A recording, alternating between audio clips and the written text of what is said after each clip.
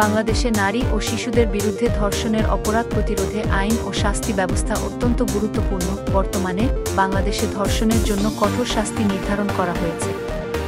2020 সালে ধর্ষণের শাস্তি মৃত্যুদণ্ড পর্যন্ত বাড়ানো হয়েছে। এছাড়াও নারী ও শিশু নির্যাতন দমন আইন 2000 এর আওতায় ধর্ষণের শাস্তি হিসেবে যাবজ্জীবন কারাদণ্ড এবং অর্থদণ্ডের বিধান রয়েছে। তবে আইন প্রণয়ন করাই যথেষ্ট নয়, এর কার্যকর বাস্তবায়নই মূল চ্যালেঞ্জ।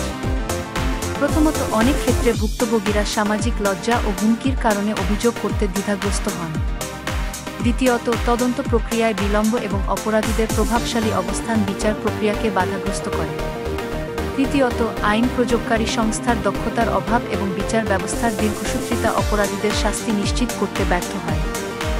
এই সমস্যাগুলোর সমাধানে কিছু পদক্ষেপ গ্রহণ করা যেতে পারে। প্রথমত, ভুক্তভোগীদের জন্য একটি নিরাপদ এবং সহায়ক পরিবেশ তৈরি করতে হবে, যাতে তারা নির্ভয়ে অভিযোগ করতে পারেন।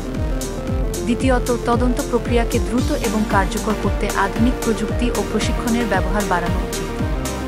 তৃতীয়ত, আইন প্রয়োগকারী সংস্থার সদস্যদের জন্য জেন্ডার সংবেদনশীলতা প্রশিক্ষণ বাধ্যতামূলক করা প্রয়োজন। ধর্ষণ প্রতিরোধে সচেতনতা বৃদ্ধি অত্যন্ত গুরুত্বপূর্ণ। স্কুল, কলেজ এবং কমিউনিটি পর্যায়ে সচেতনতা কর্মসূচি চালু করা যেতে পারে। পরিবারে শিশুদের প্রতি সঠিক মূল্যবোধ এবং সম্মানের শিক্ষা দিতে হবে। পাশাপাশি মিডিয়া এবং সামাজিক যোগাযোগ মাধ্যমের মাধ্যমে ধর্ষণের বিরুদ্ধে জনমত গঠন করা যেতে পারে। সবশেষে, ধর্ষণের মতো অপরাধ প্রতিরোধে আইন, শাস্তি এবং সচেতনতার সমন্বয় প্রয়োজন।